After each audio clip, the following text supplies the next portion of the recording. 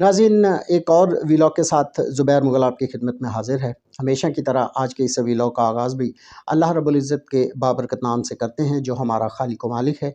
अल्लाह सुब्हानहू व तआला की हम्द व सना के बाद लाखों करोड़ों दुरूद व सलाम नबी करीम सल्लल्लाहु अलैहि वसल्लम की ज़ात अक़दस पर, जिनकी तालीमात ता क़यामत हमारे लिए मिशल राह है। ख़वातीन हज़रात, मियाँ नवाज़ शरीफ साहब की अपीलों के मुतल्लिक़ केस जारी है इस्लामाबाद हाई कोर्ट में।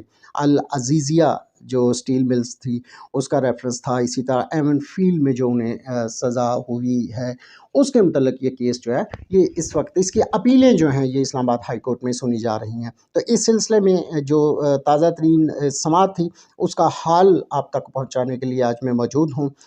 एक दो बड़े ही सख्त किस्म के रिमार्क्स थे जो हमारे chief justice Islamabad high court आमर फारूक साहब की तरफ से इस समाअत के दौरान दिए गए।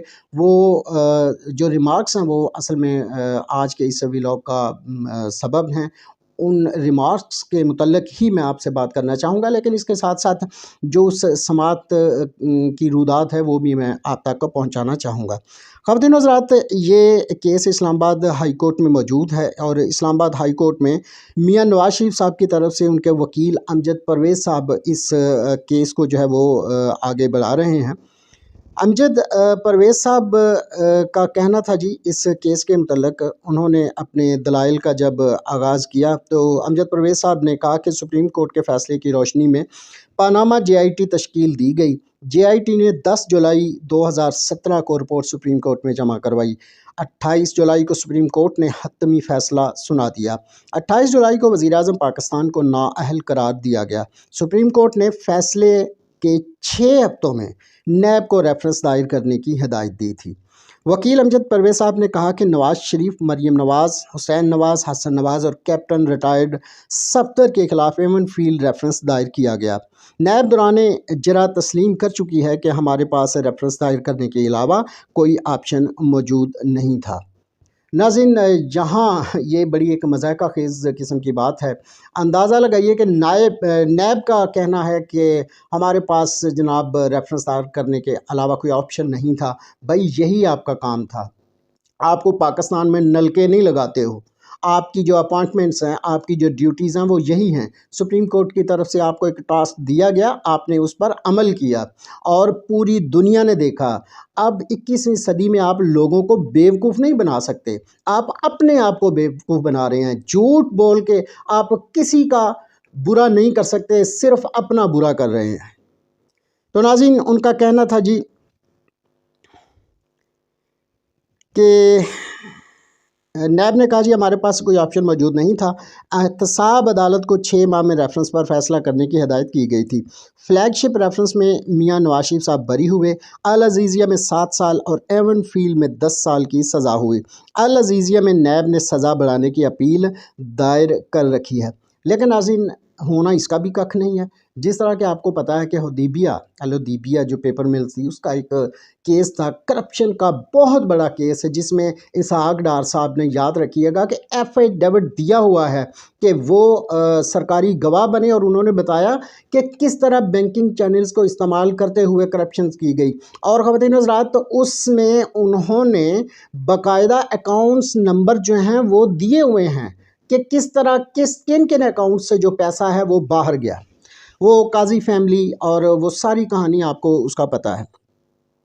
तो यहाँ वकील अमजद परवेज़ साहब कहते हैं जी कि एवन फील्ड रेफरेंस में 19 अक्टूबर को फ़र्द जुर्म आयद किया गया। वॉल्यूम 10 MLA पर मुश्तमिल था। हमने वॉल्यूम 10 मांगा था मगर हमें फ़राहम नहीं किया गया। नैब के कॉल अप नोटिस में तफ्तीश से मुतल्लिक कुछ नहीं है। अब यहाँ पूरी दुनिया ये भी जानती है जी कि वॉल्यूम 10 जो है वो इसलिए नहीं खोला गया कि इसमें जी हुकूमत पाकिस्तान की बड़ी बेइज्जती है। नाज़रीन, हकीकत तो ये है कि पूरी दुनिया में अगर निज़ाम इंसाफ बेहतर हो तो वहाँ बड़े बड़े जो मगरमच्छ हैं انہیں لوگوں کے سامنے لایا جاتا ہے، انہیں دنیا کے سامنے لایا جاتا ہے، عبرت کا نشان بنایا جاتا ہے۔ اس سے حکومتوں کی، اس سے گورنمنٹس جو ہیں ان کی عزت بحال ہوتی ہے۔ مگرمچھوں کو چھپانے سے کسی کی عزت بحال نہیں ہوتی۔ والیوم 10 میں ملک کے بڑے بڑے مگرمچھوں کے نام ہیں، اور ان کے ساتھ ساتھ میاں نواز شریف صاحب کے بھی بڑے لمبے چوڑے کچے چٹھے ہیں اس میں، اس لیے اس والیوم کو کھولا نہیں گیا۔ یہ بھی اس قوم کی بد نصیبی ہے۔ ناظرین یاد رکھیے گا کہ اگر یہ کوئی مہذب ملک ہوتا اور وہاں نظام انصاف اس طرح کی ایکٹیویٹیز کرتا تو وہاں وہ لوگ اگلے ہی دن سڑکوں پر ہوتے اور عدالتوں کو لینے کے دینے پڑ جاتے۔ لیکن یہاں کیا ہے کہ ان سیاستدانوں کی طرح ہمارے نام نہاد سو کالڈ جو قاضی ہیں، جو ٹھیکیدار ہیں، منصف ہیں، وہ ہمیں کیڑے مکوڑے سمجھتے ہیں۔ وہ سمجھتے ہیں کہ یہ انسان نما جانور ہیں، ان سے ہمیں ککھ ڈر نہیں ہے، یہ کچھ نہیں کر سکتے۔ اور ہماری تاریخ بھی یہی ہے کہ ہم نے کبھی ظلم کے خلاف آواز بلند نہیں کی۔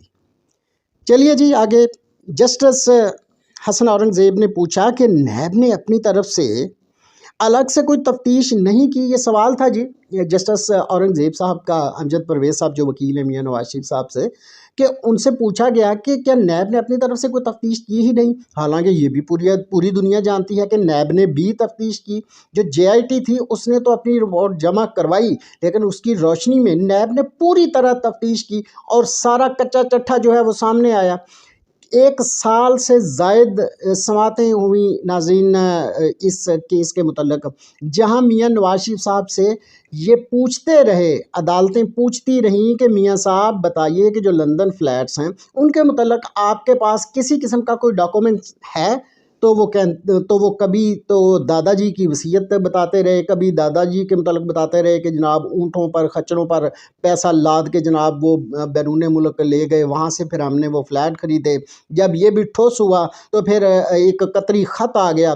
مطلب اس سے بڑی بے عزتی والی بات کیا ہوگی کہ یہ ثبوت کے طور پر پاکستان میں آیا کہ ایک قطری شہزادہ آگے بتا رہا ہے جی یہ میں نے اپنے بڑے بزرگوں سے سنا تھا، دادا جی سے، باپ سے سنا تھا کہ انہوں نے کچھ پیسے جو ہیں وہ میاں صاحب کے بڑوں کو دینے تھے، لہٰذا وہ میں نے پھر انہیں پیسے دیے۔ اس طرح کی عجیب و غریب باتیں، افسوس۔ مزید وکیل امجد پرویز صاحب جواب دیتے ہیں جی کہ جی بالکل، نیب نے صرف JIT کے سامنے بیان کی تصدیق چاہی، نیب نے نواز شریف کو خود سے کوئی سوال نامہ نہیں دیا۔ جسٹس حسن اورنگزیب نے دوبارہ استفسار کیا کہ آپ کہہ رہے ہیں کہ پوری JIT کی رپورٹ نیب نے ریفرنس میں شامل کر دی۔ امجد پرویز ایڈوکیٹ صاحب نے کہا کہ نواز شریف کو مالک اور مریم نواز سمیت دیگر بچوں کو بے نامی دار ثابت کرنے کا بوجھ پراسیکیوشن پر تھا۔ ہمارا موقف یہی رہا کہ چارج بھی غلط فریم ہوا ہے۔ ناظرین یہ دیکھیے کتنا بڑا جھوٹ ہے۔ یہاں پھر کوشش کی جا رہی ہے کہ 25 کروڑ عوام کو ہم گگو گھوڑے ثابت کر دیں، انہیں ان پڑھ اور جاہل ثابت کر دیں کہ کسی کو یہ پتہ ہی نہیں کہ جو پبلک آفس ہولڈر ہوتا ہے ناظرین، اس کا اپنا، اس کے بیوی بچوں تک کی جتنی بھی جائیدادیں ہوتی ہیں وہ ڈائریکٹلی وہ بندہ اس کو خود ثابت کرنا ہوتا ہے کہ اگر اس کی جائیدادیں ہیں، اس کے پاس ایسٹس ہیں، تو اگر تو وہ پبلک آفس ہولڈر تھا تو وہ اس نے ثابت کرنا ہے کہ وہ جائیدادیں کہاں سے آئیں۔ یہ نیب کے قانون میں باقاعدہ موجود تھا۔ اب جب PDM کی صورت میں انہوں نے ایک وہ چونچو کا مربع ٹائپ کی گورنمنٹ بنائی تو وہاں جہاں انصاف کی دجیاں بکھیری گئیں، وہیں یہ بھی کیا گیا کہ نیب کے قوانین میں ترامیم کر کے یہ قانون بھی بنایا گیا کہ اب پبلک آفس ہولڈر سے یہ نہیں پوچھا جا سکتا کہ آپ نے جائیدادیں کہاں سے بنائیں، بلکہ جو پراسیکیوشن ہوگا اس کو ثابت کرنا پڑے گا کہ انہوں نے کرپشن کی ہے۔ تو یہاں امجد پرویز صاحب جناب کہہ رہے ہیں کہ یہ پراسیکیوشن پہ تھا کہ وہ ثابت کرتے کہ انہوں نے کرپشن کی ہے۔ امجد پرویز صاحب، یہ دنیا، یہ لوگ الحمدللہ باشعور ہیں، یہ جانتے ہیں، ان کے سامنے یہ قانون موجود ہے کہ میاں صاحب نے یہ ثابت کرنا تھا کہ جو جائیدادیں لندن میں انہوں نے خرید رکھی ہیں، حالانکہ ناظرین یہ تو پنٹ ہے، تو پوری دنیا میں جو ان کی وہ جائیدادیں جن کا ابھی ہمیں پتہ ہی نہیں چلا، پتہ نہیں وہ کتنی ہیں، یہ تو وہ جائیدادیں ہیں جو سامنے آ گئی ہیں۔ تو ان کے متعلق بھی جو جائیدادیں سامنے آئی ہیں وہ میاں نواز شریف صاحب پر تھا۔ انہوں نے ثابت کرنا تھا کہ ان کی کون سی وہ جائز آمدنی ہے جس کے ذریعے انہوں نے وہ جائیدادیں خریدیں۔ अब आगे आइए जी। چیف جسٹس نے کہا کہ نیب نے یہ ثابت کرنے کی کوشش کی کہ مریم نواز بینیفیشل اونر ہیں۔ وکیل نے جواب دیا کہ نیب نے یہ کوشش ضرور کی مگر اس الزام کے حق میں کوئی ثبوت پیش نہیں کیا۔ ناظرین، اس سے بڑا اور کیا ثبوت ہوگا کہ یہ لوگ خود سے اپنی ہی جائیدادوں کے متعلق کاغذ کا اتنا سا ٹکڑا بھی نہیں دے سکے جس سے ثابت ہوتا کہ وہ یہ جائیدادیں جو ہیں ان کے حق حلال کے پیسے سے خریدی ہوئی ہیں۔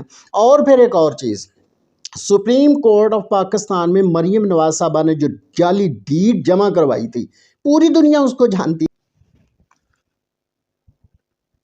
تو یہاں ناظرین آپ کو بتاتا چلوں کہ چیف جسٹس عامر فاروق صاحب نے ریمارکس دیے کہ معذرت کے ساتھ نہ چارج صحیح فریم ہوا، نہ نیب کو پتہ تھا کہ شواہد کیا ہیں۔ چیف جسٹس عامر فاروق صاحب، انتہائی ادب کے ساتھ گزارش کروں گا کہ یہ آپ کے علم میں بات نہیں آ سکی کہ نیب نے چارج فریم صحیح نہیں کیا، شواہد جو ہیں وہ صحیح پیش نہیں کیے، لیکن وہ 5 ججز جو سپریم کورٹ کے بہترین 5 ججز تھے، ان کے سامنے یہ پورے کا پورا ٹرائل موجود تھا، اور وہ کوئی عقل سے پیدل لوگ نہیں تھے۔ ان لوگوں نے انتہائی ارکریزی کے بعد اس پورے کیس کو سننے کے بعد اپنا فیصلہ جاری کیا تھا۔ اور عامر فاروق صاحب اگین معذرت کے ساتھ ان میں سے وہ ججز جنہوں نے الگ سے نوٹ لکھا تھا اس فیصلے کے اندر میاں صاحب کے حق میں، انہوں نے بھی اس طرح کی کوئی بات نہیں کی کہ نیب جو ہے وہ ٹھیک طرح سے اپنا کیس پلیٹ نہیں کر سکا یا نیب نے ٹھیک طرح سے شواہد پیش نہیں کیے۔ اور جہاں اپنا میاں صاحب کا یہ پورا کیس چلا، پھر انہیں سزائیں ہوئی، تو ان عدالتوں میں بھی جو ججز تھے وہ سب کے سب بہترین ججز تھے۔ تو اب چونکہ کیس آپ کے سامنے ہے تو آپ میاں صاحب کی جو سزا ہے اس کو آپ نے ویسے ہی ختم کرنا ہے۔ تو یہ تو سب کو پتہ ہے، جس طرح آپ نے شاندار طریقے سے میاں صاحب کو پروٹوکول دیا اور ایک 4 سال سے مفرور شخص کو کیسے پاکستان میں انٹر کیا گیا، اور کیسے جناب عدالتیں ہاتھوں میں تشتری میں ان کی جو ضمانتیں ہیں وہ لے کر بیٹھی ہوئی تھیں، جو پاکستان کی پہلے بھی کسی طرح کی تاریخ میں نہیں ملتا۔ اور آپ کا پھر یہ عجیب و غریب جناب فیصلہ کہ جو میاں صاحب کو ریلیف دی گئی ہے، یہ پاکستان کی تاریخ میں پہلی اور آخری بار دی گئی ہے۔ کیوں جناب؟ یہ تو بالکل ایسے ہی ہے جیسے کسی لاڈلے سے کہا جائے کہ آج کی رات آپ کو چھٹی ہے، جاؤ جا کے ملک میں جس جگہ سے مرضی لوٹ کھسوٹ کرو، ڈاکے ڈالو، آج کی رات آپ کے لیے ہے، اس کے بعد پھر کبھی ہم کسی کو یہ موقع نہیں دیں گے کہ وہ کسی قسم کی ڈکیتی کرے، چوری کرے، کرپشن کرے، لیکن آج کی رات تمہارے لیے ہے کہ آج کی رات تم جا کے لوٹ لو۔ یہ کس طرح کا نظام انصاف ہے جناب؟ کیا پوری دنیا میں آپ کسی کے سامنے جا سکتے ہیں اس طرح کے فیصلے دینے کے بعد؟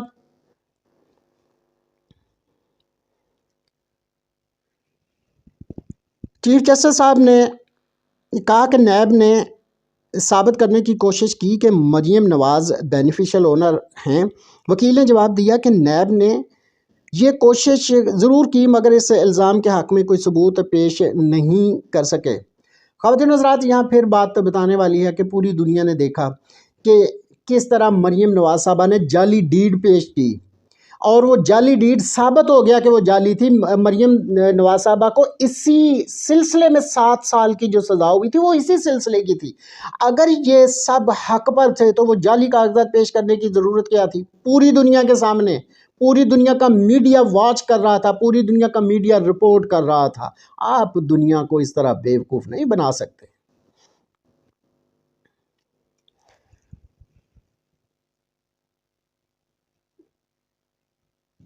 اس کے بعد جی وکلا نے کہا کہ احتساب عدالت نے نواز شریف پر کرپشن اور کرپٹ پریکٹسز کا الزام مسترد کر دیا۔ نیب نے احتساب عدالت کے فیصلے کے خلاف اپیل بھی دائر نہیں کی۔